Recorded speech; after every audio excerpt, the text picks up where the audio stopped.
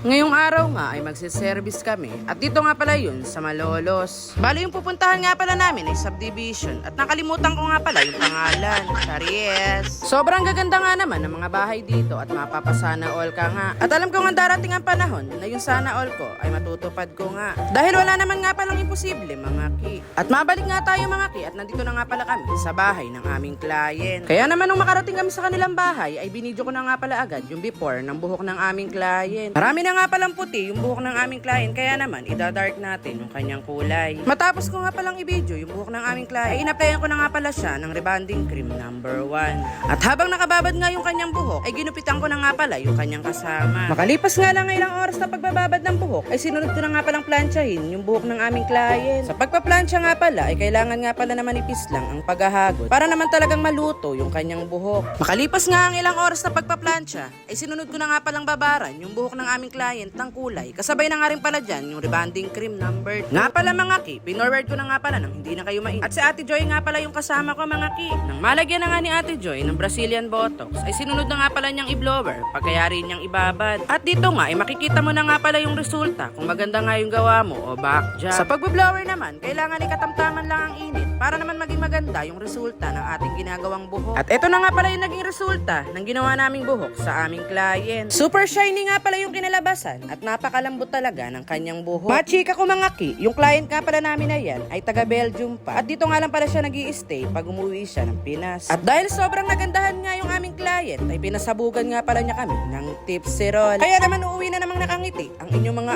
ate dahil nga pasabog yung tip ng ating client. Kaya naman sobrang salamat po sa aming client for today's video. Kaya naman sa mga gustong magpagawa ay mag-PM lamang po sa akin at on the go ang Ate KJ nyo. So paano mga ki? Hanggang dito na lang. Salamat sa panonood. Bye!